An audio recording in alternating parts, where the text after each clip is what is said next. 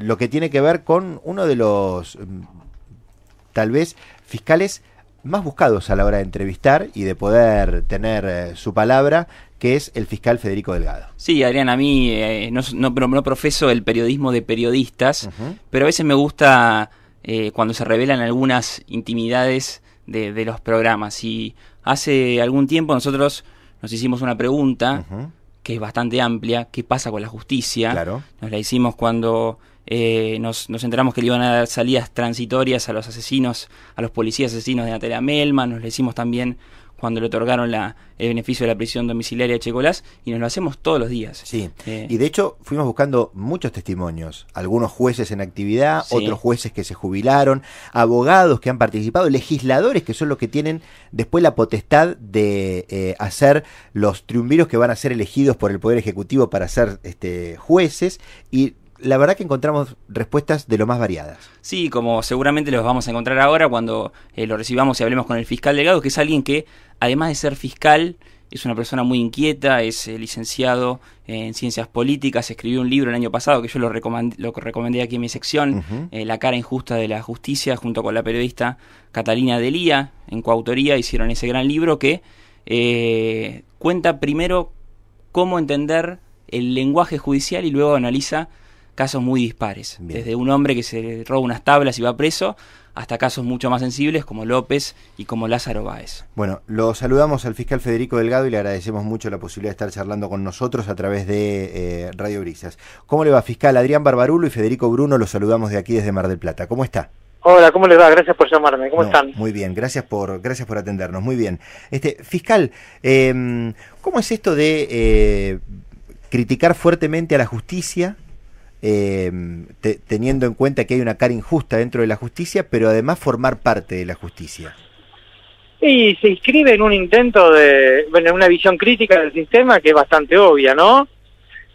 Como bien detallaron ustedes antes de ser tan amables de recibirme, y después anclado o apoyado en ese diagnóstico crítico, tratar de hacer algo, de contribuir, al menos iniciar un debate desde adentro, para generar mecanismos de cambio. Y dentro de esas posibilidades de esta cara injusta de la justicia y esos mecanismos de cambio, ¿qué es lo que más le preocupa al fiscal Delgado dentro del universo que existe en las cuestiones que debe estar para corregir dentro de la justicia? Y a mí me preocupan básicamente 2 o 3 ejes. Los tiempos es uno de ellos, la justicia que es injusta, porque en la Argentina nuestro sistema ha separado la ley de la justicia, aplica la ley, y siempre aplican la ley los jueces, pero aplican la ley no siempre de manera justa, y eso es un gran problema. Y después básicamente me preocupa el tema de las distintas varas con que la justicia mide hechos que para cualquier ciudadano o cualquier joven estudiante de abogacía son similares. Y estas 3 ejes me parece que resumen, son como 3 lados de un triángulo, y adentro de ese triángulo ingresa casi todos los problemas que como ciudadanos nos preocupan. Fiscal, buenas tardes. Hay una palabra clave para entender cómo funciona la justicia en Argentina, que es expediente. ¿Cuándo los expedientes van a dejar de guardarse dentro de unas cajas que se mojan, que se pierden, y bueno, que se hacen perder? ¿Cuándo va a pasar eso, fiscal? No, la verdad que no lo sé, pero el problema del atraso cultural de la justicia es bastante obvio, ¿no? Nosotros todavía trabajamos con fax, con telegramas, citamos a la gente por cartas que llamamos cédulas, cada cosa que hacemos la escribimos, al menos a nivel federal, ¿no? En la provincia hay una mixtura un poco más, que es más amigable para el ciudadano, pero a nivel federal todavía escribimos todo lo que se hace. Es complicado, porque el expediente se transforma en un fin en sí mismo, y a veces importa más el expediente que el conflicto, que el dolor, que los sentimientos que están adentro de ese expediente. Volviendo a lo que es el libro La cara injusta de la justicia, que se consigue en cualquier librería, no es un libro difícil de conseguir, hay un prólogo muy interesante de Carlos Pagni, y luego el cierre del libro es una entrevista a Jorge Lanata, que es quizás el nombre que es el denominador común de las denuncias en televisión o de los medios de comunicación. Hablando más allá de lo que es la investigación en sí y la idea que propusimos junto con Adrián de hablar un poco de el poder en general, en su valoración personal, ¿qué opinión tiene de el jefe de Estado actual y de la expresidenta? Porque fueron dos personas que dijeron vamos a cambiar la justicia. Cristina Fernández de Kirchner lo dijo un 1 de marzo en la apertura de sesiones legislativas, llegó a llamarlos la mafia judicial, y en cambio Macri propuso un cambio más paulatino. ¿Qué pasó con eso? ¿Qué balance hace de esas dos posturas disímiles? Mira, yo más que balance te digo que es una constante de la historia argentina. Cada gobierno nuevo o cada coalición que ocupa los roles de gobierno, mejor dicho, siempre quiere reformar la justicia. Lo hizo Alfonsín, lo hizo Carlos Menem, lo hizo Néstor Kirchner, lo hizo Cristina Kirchner, lo hizo Mauricio Macri. Y quizá el rasgo donde más se nota es en la conformación de la Corte, ¿no? Cada poder ejecutivo intentó tener su Corte. Me parece que hay... El problema no son los intentos de cambiar la justicia, sino la sustancia de ese cambio. Y además me parece que tienen todos también un factor común, que se quedan casi siempre en iniciativas legales. Quieren cambiar los códigos de procedimientos, quieren cambiar los mecanismos de remoción, quieren cambiar los mecanismos de designación, etcétera, etcétera, etcétera. Pero nadie trabaja o nadie se ocupa seriamente de un costado muy importante, que es la hechura de la justicia, cómo se hace justicia, cómo se edifica día a día un proceso judicial. Esto quiere decir trabajar con los actores, el mecanismo de capacitación, el mecanismo de rendición de cuentas, el mecanismo de publicidad. Me parece que todos los intentos que han tenido los gobiernos de reforma de la justicia, todos tienen este factor común, ¿no? Que se limitan a cambios legales como si el solo cambio de una norma tuviese efectos mágicos, que es, por otra parte, un rasgo muy argentino también. Nosotros tenemos problemas de seguridad, aumentamos las penas. Tenemos problemas de inquilinos que no devuelven las casas, modificamos las normas para hacer los juicios de desalojo. Tenemos como un rasgo que tiene una raíz mucho más profunda, que por ahí no es el momento para desarrollarlo, pero siempre creemos que la ley tiene algún efecto mágico. Y me parece que los intentos de reforma judicial tropiezan siempre contra esa piedra. Y entonces, ¿por dónde empezar, fiscal? Porque lo escucho y pienso, digo, si el problema no es la norma, ¿el problema es la gente que hace la justicia? A mí me parece que hay que empezar primero por ponernos de acuerdo qué tipo de justicia queremos. Ajá. Después de ponernos de acuerdo y de discutir qué justicia queremos, de definir el problema, digamos, trazar algunos objetivos concretos, posibles, quizá pequeños, no muy visibles, pero mucho más profundos, y empezar a trabajar con las personas que hacen la justicia, que me parece que esto es como los equipos de fútbol. Podemos traer el mejor técnico, podemos traer los mejores dirigentes, el mejor manager, pero si nunca nos preocupamos por los jugadores, por las divisiones inferiores, por la formación de los chicos, vamos a tener generalmente los mismos problemas. A veces podemos ser campeones, a veces nos puede ir bien, a veces nos puede ir un poco menos bien, pero el problema básico es el problema de formación y de conformación del espacio judicial. Me parece que hay que trabajar muy fuertemente en la formación de las personas, en la capacitación de las personas y en buscar vocaciones, ¿no?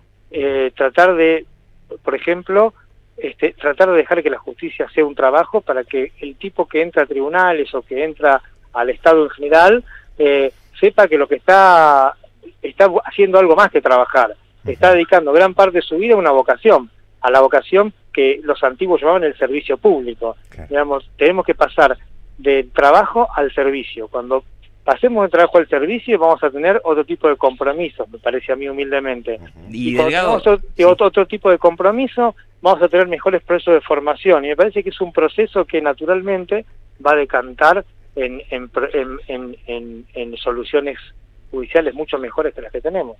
Y Delgado, ¿quién les habla de vocación a los jueces, que son personas que luego de ser jueces jamás rinden un examen o jamás están obligados a realizar algo más para mejorar? Que en el libro La Cana Injusta de la Justicia ustedes dicen que son personas que a veces se copian, que a veces se ponen a dedo, de los jueces federales ni hablar. ¿Cómo? Bueno, sí. Hay un trabajo que tiene que hacerlo el Estado, pero que también tenemos que hacerlo los ciudadanos. el Estado tiene que generar mecanismos de rendición de cuentas, de obligarnos a estudiar, obligarnos a volver a la facultad, a amigarnos con los libros, a estar abiertos a las nuevas tecnologías, a las nuevas experiencias, y por otra parte hay un trabajo que también que tenemos que hacerlo colectivamente, y como ese es eso también es reconocer que ser ciudadano es casi un trabajo. Ser ciudadano es algo más que ir a votar cada 2 años o por ahí putear a los políticos, enojarnos con los jueces y con los fiscales. A veces también requiere un compromiso de distinta naturaleza, de otra intensidad, por supuesto, porque ser ciudadano no es lo mismo que ser un servidor público, pero sin embargo es necesaria una mirada atenta, una vigilancia del ciudadano, una exigencia, y me parece que nosotros también padecemos de cierta indiferencia colectiva hacia todo lo que es lo público, ¿no? Me parece que esto incluso trasciende los tribunales. Vamos por la calle y vemos cómo la gente por los autos tira la basura por las ventanas a la calle o a la vereda. Entonces me parece que también esos pequeños ejemplos micro me parece que muestran lo macro, ¿no? La relación que tenemos los argentinos con la cosa pública es de indiferencia o de apropiación. Entonces cuando los políticos se apropian de las cosas públicas o los jueces son corruptos, digamos, por más que nos escandaliza y que está muy mal y que hay que combatir como eso, en definitiva no deja de expresar también una relación que tenemos en general con la cosa pública. Bueno, dos cuestiones me quedaron resonando, fiscal, cuando lo escuchaba. Lo último que decía, ¿no? Digamos, si hay políticos y jueces que son corruptos y que se adueñan de la cosa pública. Es así, o sea, me parece que en algún punto no nos debería dar temor decir que hay jueces y políticos corruptos. Es que no hay que tener temor porque para eso es una obviedad, digamos. Yo no descubro nada cuando digo una cosa así. Es una cosa que en algunos casos es hasta pornográfica, es visible, incluso hasta por los diarios. Lo que pasa que lo más grave es que hemos naturalizado, por ejemplo, el roban pero hacen. Claro. Y eso es un problema también ciudadano, ¿no? Hemos naturalizado la corrupción. Porque la corrupción no es solo dinero, digamos. La coima es una de las formas de corrupción, pero la corrupción es también favorecer a un amigo, la corrupción es, en vez de ir a trabajar 5 días, ir a trabajar 2, la corrupción es utilizar los autos oficiales para ir al supermercado, digamos, hay distintas escalas y distintas formas de ser corrupto, pero la corrupción es, como bien dijo el Papa Francisco el otro día en Perú, digamos, es una enfermedad social que azota esta región. Algunas cuestiones puntuales que usted, un caso emblemático suyo tiene que ver con un jefe del Servicio Penitenciario Federal, claro, que utilizaba a los empleados del Servicio Penitenciario para hacer los arreglos en su casa, por ejemplo, ¿no? Sí, que incluso hasta las fotos había, digamos, sí. Una cosa de loco, digamos, la sensación de impunidad es tremenda a veces. Le quiero hacer algunas preguntas concretas sobre algunos términos, ¿no? Por ejemplo, se ha puesto en discusión la utilización de la prisión preventiva. Sí. Me gustaría conocer su opinión con respecto a esto. La prisión preventiva es una medida extrema, es una medida muy excepcional, y lo que hay que hacer en la Argentina es enjuiciar a las personas y no meterlas presas preventivamente. Digamos, por eso yo hoy decía que me preocupan los tiempos de la justicia. La prisión preventiva es una herramienta, como toda herramienta puede ser bueno, puede ser malo, es una herramienta claramente de excepción, porque la propia palabra lo dice, ¿no? Encerrar preventivamente, es expulsiva hasta el oído, encerrar preventivamente. Lo que hay que hacer es juzgar. El trabajo de la justicia es juzgar, no encerrar preventivamente. Excepcionalmente hay que encerrar cuando hay algunas circunstancias muy específicas. Pero me parece que la prisión en la Argentina viramos desde unos años donde no se aplicaba prácticamente la prisión preventiva a los últimos 3 o 4 años donde la prisión preventiva se ha corrido hacia otro espacio. Me parece que como siempre oscilamos y eludimos el punto medio. Justicia legítima, ¿qué piensa sobre esto, fiscal? A mí me parece que nació como un intento genuino de discutir temas judiciales, pero pasó lo peor que le puede pasar a toda agrupación que quiere discutir una cuestión de la cosa pública, que es partidizarse. Y al partidizarse, me parece que empieza a jugar otro tipo de partidos y empieza a mirar las cosas de manera mucho más sesgada y con un interés que ya es deja de ser discutir o transformar el espacio judicial para transformarlo de acuerdo a una determinada visión del mundo, y eso me parece que causó un problema. Usted le ha tocado investigar a Cristina Fernández y a Mauricio Macri. Sí.